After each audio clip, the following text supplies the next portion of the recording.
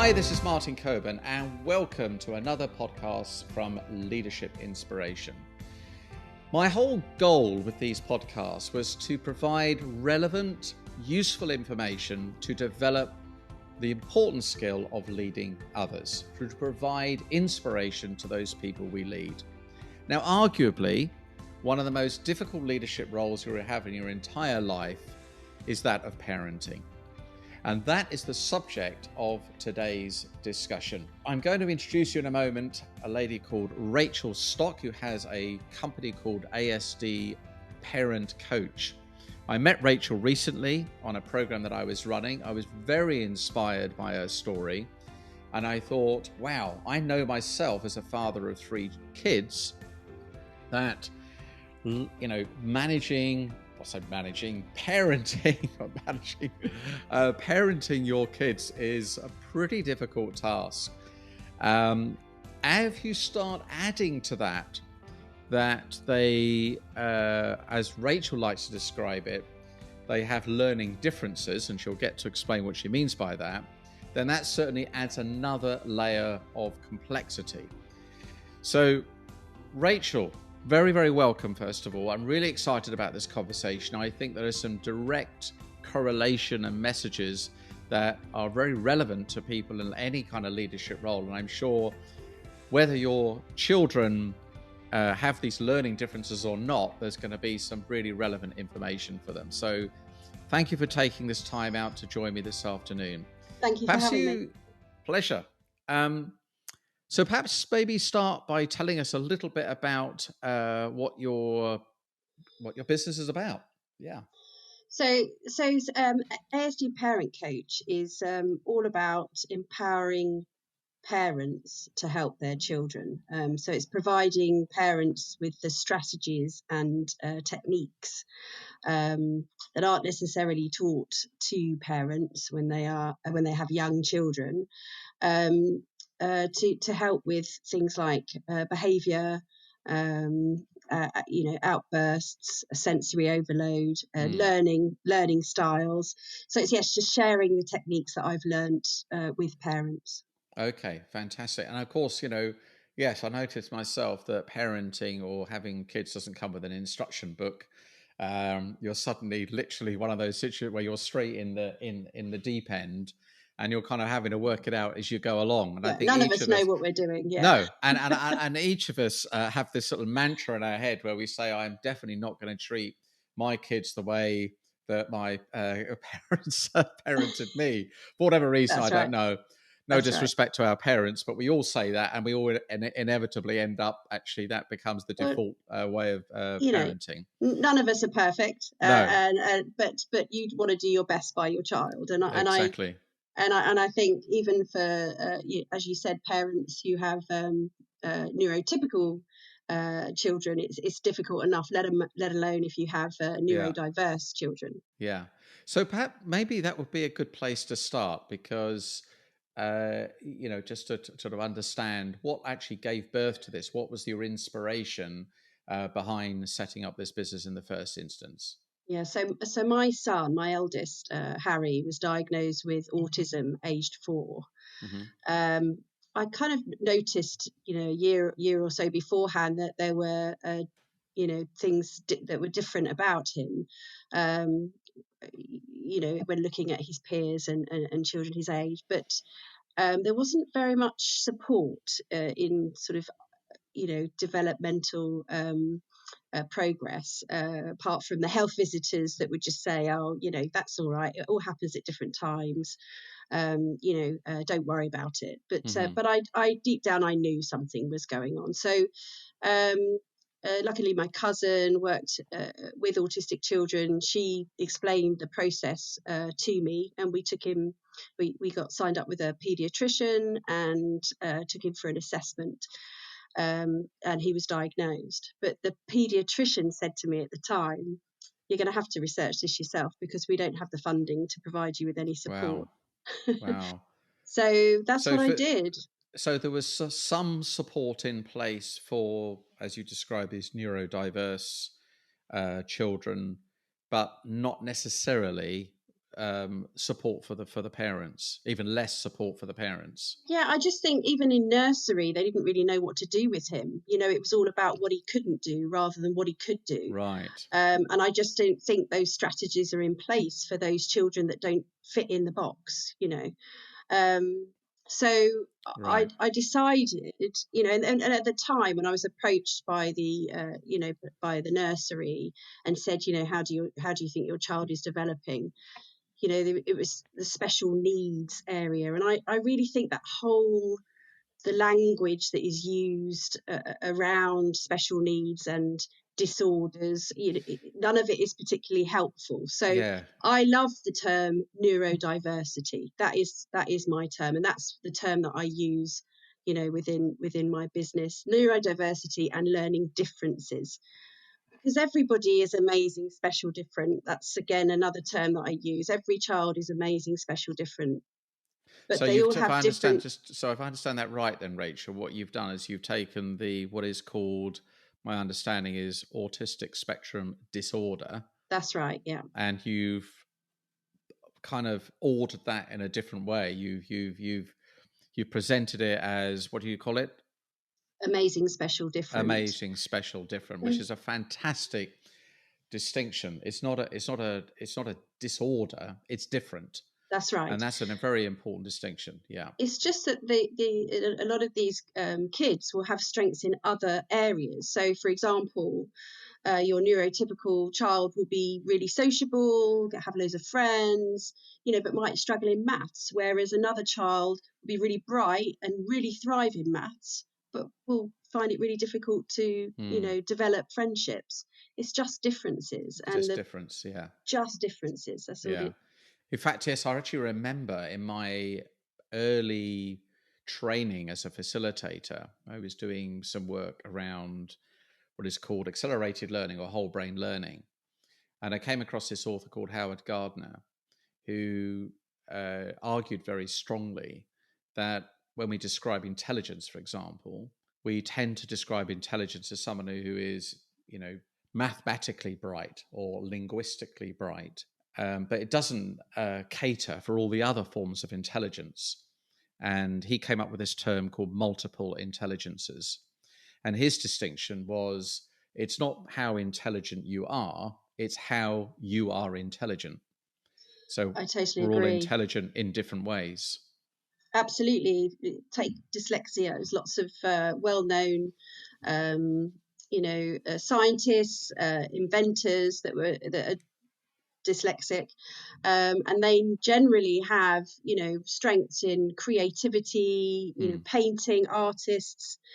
So again, there needs the education system needs to play better towards those learning styles, whereas Absolutely. my angle really is to help support the parents to better understand how they can help their children early on, in the early years, so that they can then educate the school system of what works for their child. Wow. At Okay. some point, things will change in schools, and they'll have better, when the funding increases and everything. But right now, I think we need to empower parents, because not only will that encourage a better relationship between the parents and the children, the parents will better understand how the children understand the world and perceive the world, but also then parents can help the schools, and help them better understand how to better help their children in school.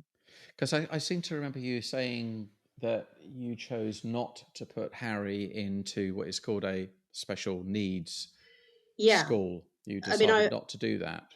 when he was diagnosed, lots of people, both professionals and friends, suggested that I look into specialist schools for him. And whether it was gut instinct or intuition, I just felt that I wanted him to have something to aspire to. And I wanted to give him the best possible chance to develop, um, within society. So I decided, we've had our challenges, but I decided to put him into mainstream school. We've had our challenges, but nothing that cannot be supported once you know how to support. Okay. Um, Well, maybe we'll get into some sort of tips and strategies and some of your learnings that I think will be very useful. But just before we do that, when I hear the term autistic spectrum, and I think that's a term that people say, "Oh, this person's on the spectrum." Could you just maybe clarify for our listening audience these terms like autism, Asperger's, ADHD? Um, we hear about low functioning, high functioning. sure, I It's understand. it's quite confusing It to know what does it all mean. What would be a simple way of explaining that thing that people call the spectrum? it can be very, very confusing. There's so many different terms.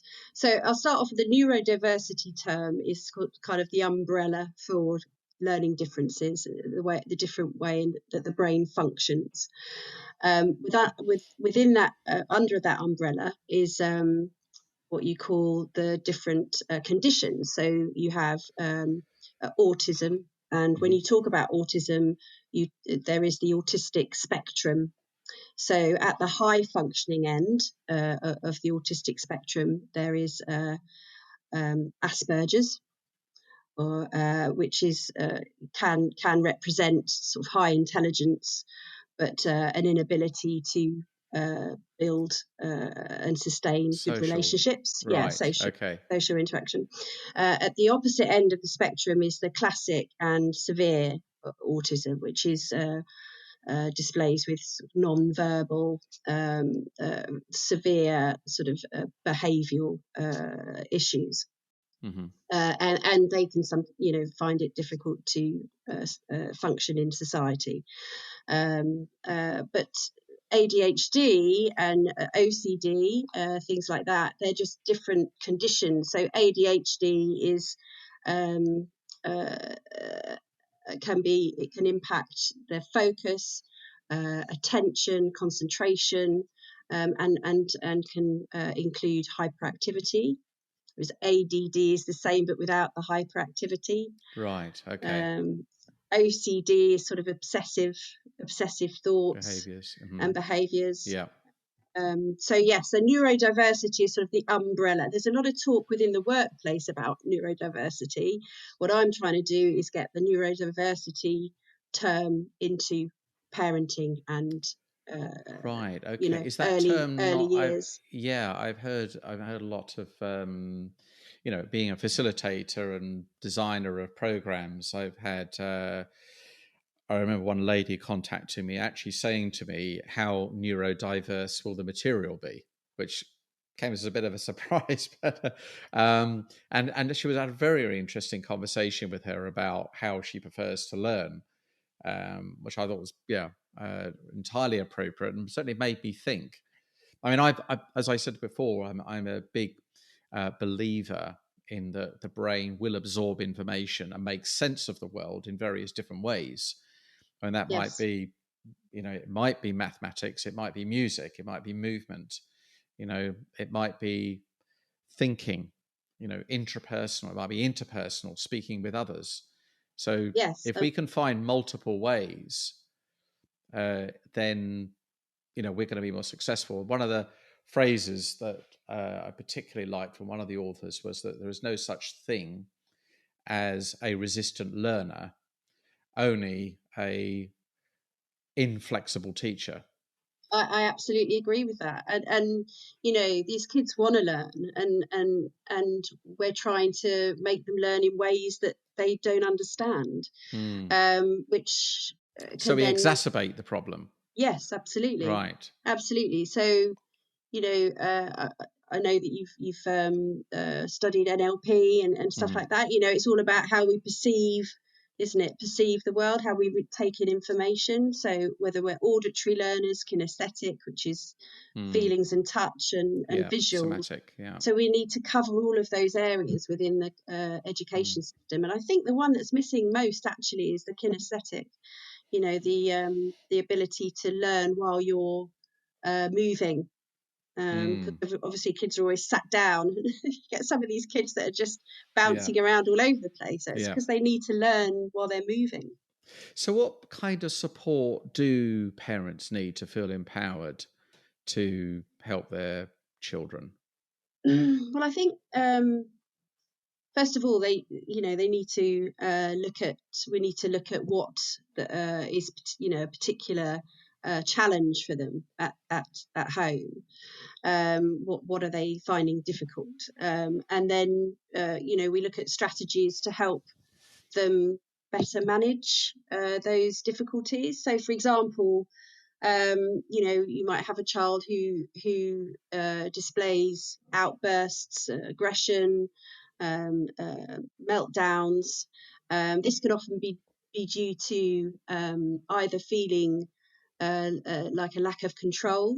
They're not giving any control, being given any, enough control in the decision making. But also, it can be sensory overload. Can be to do with dietary sensitivities. So there are many reasons and many causes for this kind of behaviour. And what we do is we just look into what the possibilities could be, and then we provide interventions for those possibilities. So we can work with diet, we can work with exercise, we work with behavioural techniques. Okay, so maybe what would be some sort of tips that you would offer? Maybe if you could just sort of, I mean, anyone listening to this and thinking, yes, well, I did wonder about my child, whether or not their learning differences extend to the spectrum that you're speaking about. I mean, you did quote me, I'm sure, when we were doing a sort of preparation for this, quite a large number of kids. Or was that 30%, 30%, 30% of 30% of kids in schools have a learning difference. that is a shockingly, not shocking, I don't want to say it's a shocking, but surprising is a better word. Surprising number. Yeah, it is a huge number. And Wow. but that's okay, and that should be acceptable. That's okay. All it means is that we need to tailor the learning strategies And towards that 30%. do you think the education system is equipped to do that? Is No, that it's not no. in your experience? Not at all. It's not the school's fault. They haven't got the funding. There isn't enough people involved that are experienced enough to understand about all the learning differences, whether it's that they don't have personal experience or whether there's just not enough of them to go around. There's just and that there's not the funding for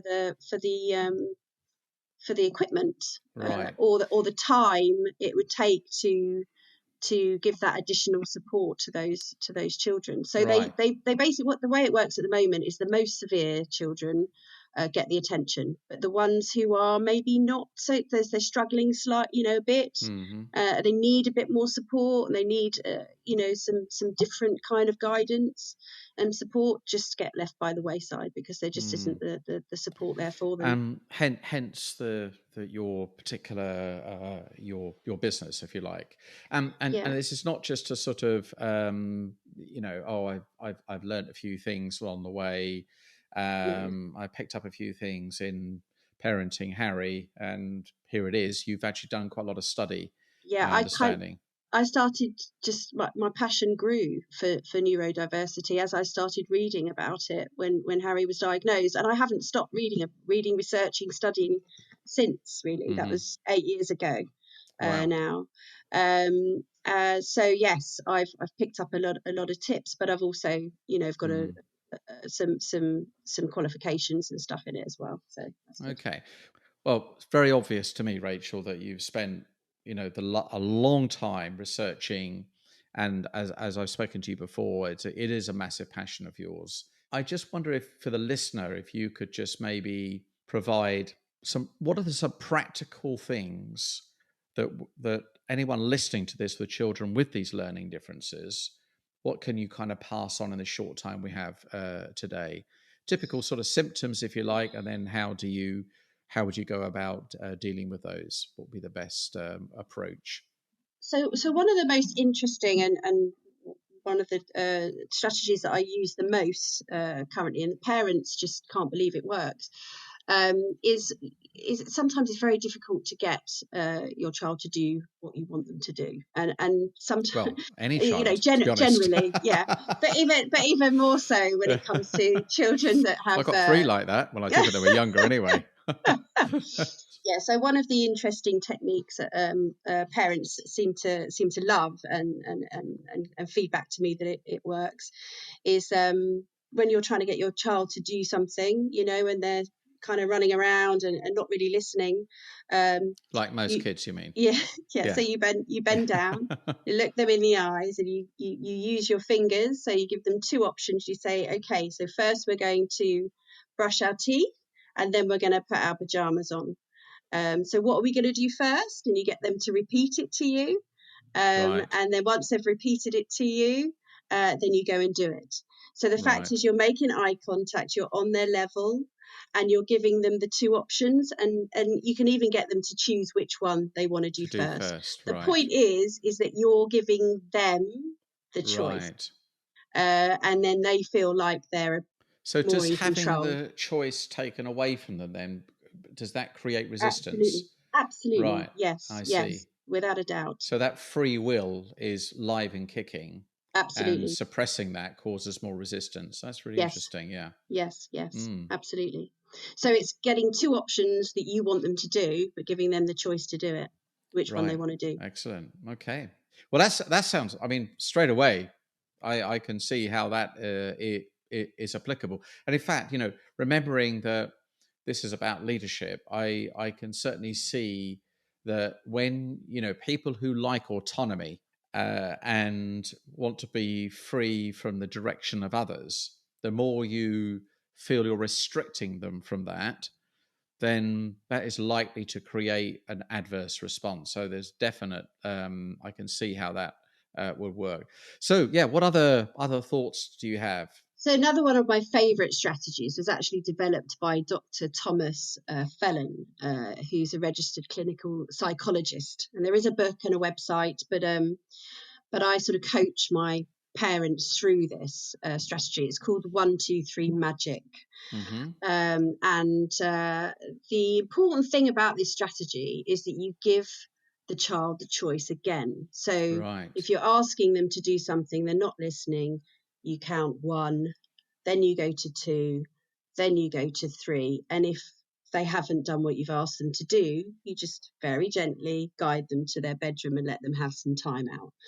Now, this strategy is widely used with parents, but the mistake that is made quite often is that it's not kept consistent.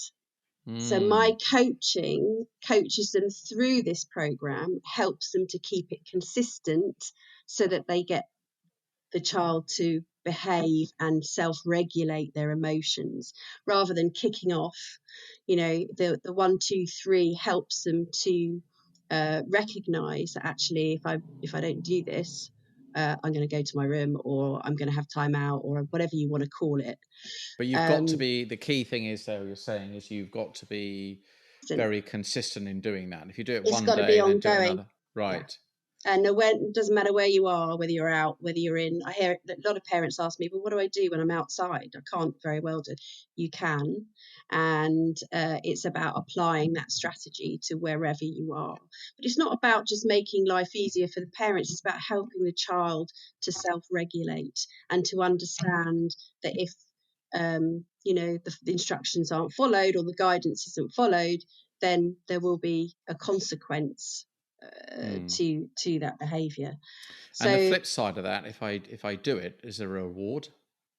Yeah, I mean, you can use, one of the things praise or whatever. Exactly. One of the things we use is we know how much kids love their technology these days. So, if say they're kicking off when they go to their room, you can take a few minutes off their technology time. If they follow through and they're compliant, you can add some minutes on to technology time. It's all about,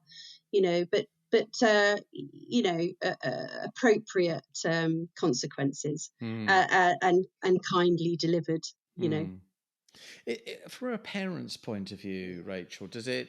I imagine if you've got, we all know, we all like to think that we're very patient with our kids, and kids at the best of times test your patience. I think they Of course test they your do. own emotional. You're talking about the Absolutely. emotional control I of the think we can, child. We yeah, have to control our own emotions. So yeah, when they're being highly emotional, yes, when they're really kicking off, as you say, or potentially even lashing out, yeah, throwing a complete, I mean, I'm assuming complete that wobbly. the complete wobbler here, but I'm assuming this is um, not just normal, child behavior, but is out of proportion to the size of the event Absolutely, here, right? absolutely. So how does the parent, what can they do to regulate their own kind of emotions in that moment? Well, mindfulness is becoming a lot more widely accepted in today's society. I would definitely recommend, daily mindfulness practice. And it doesn't mean to say that you have to sit and meditate for half an hour. It's just Mm, about practicing being mindful throughout your day. That creates a space between you and your reactions, your thoughts, sorry, and your reactions. So the more you practice mindfulness, the bigger that space gets. So absolutely, I would, there's the whole sort of take a deep breath, count to mm. 10, walk away, all of those. But if you want to develop um, a better strategy for emotional regulation, then mindfulness is the way to go. So what you're saying is, and that's a big part of what we do in the Power Up is to, if you've done the brain training before, Yeah, when the trigger comes, you're better equipped to be able to stay in a calmer absolutely. response in that Yeah, moment. Yeah. there's Okay. absolutely no Mm. point in getting to the point and then going to do, the point of explosion and then going No. to do your mindfulness. No. that No. that No. No. doesn't No. work. That's the No. work. But yeah, lots of practice, and when you get to that moment, you're better able to regulate your Yeah. emotions. Yeah. And that is actually brings you on to another point around being able to build new neural pathways in the brain. If someone has a particular way of behaving, that becomes a Yes, learned behavior, it becomes conditioned, same trigger, same response. Now, yes, what we do know about the brain, it has this amazing capacity to relearn through absolutely. something called neuroplasticity, as a neuroscientist will tell us about that. What can you Yes. say about that in terms of Well, helping the children? all these strategies that we help parents with, that's what they do. They, if you keep them consistent and you keep them as part of your daily routine, they help to create new neuro pathways, so that, and which creates behavior change. So absolutely, I totally agree with, children have that in abundance, the ability to create new neuro pathways. And as parents, we can help them do that by Mm. giving them the right stimulus. So anything around that you can, again, anything other tips around that area in terms of, what sort of maybe give some practical examples of the sort of things that kids would do, how parents would typically respond. And you started off the call earlier on by saying parents inadvertently can exacerbate, make the problem worse by their own Absolutely. behavior. Yeah, I mean, one of the main daily routines, I suppose, that anybody, parents, children, can develop, it is daily exercise. I mean, Mm, exercise nourishes neuro pathways. We all know mm, that, right? We know that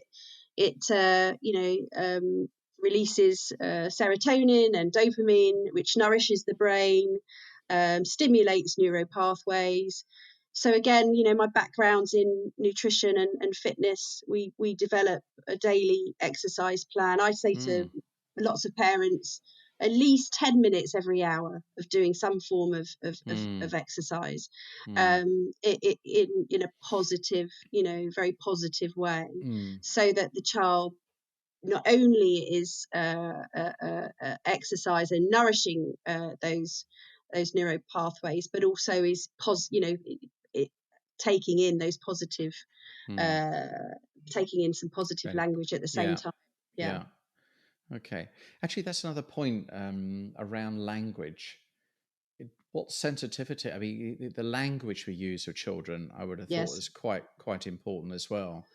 Well, it is, because the language that we use, obviously, then the children pick up on. So yeah, trying to keep language positive, but also, you teach about this, Martin, and help me to understand a lot better about it as well, is about mindset. Some people just have fixed mindsets, and some other people have growth mindsets, and it's about us as parents developing our child's mindset to help them become that growth mindset rather than the fixed mindset, and that can be done through language and the way that we speak to our children. Yes, it's the whole classic I can't do that. That's true, you can't do it yet. Yes. It's the key thing. Yes. But if you describe the world as I can't do it, Yes. they very quickly give up, and they learn. I think the whole thing that sits behind a growth mindset is the willingness to fail. It's the willingness to get something wrong, the willingness for it not to work. That's right. And I think that's what the studies have said, is that the children that had a growth mindset on particular things, they saw getting things wrong. I don't like to specifically call it failure, but with one word you might use to describe it. But they saw that as all part of the experimentation process. It didn't bother them. Whereas if you're putting your energy into avoiding failure, that then in turn creates a very strong, fixed mindset, because your main goal is not to get it wrong. Yes. So how on earth can you learn something if you're too concerned about making mistakes? That's right.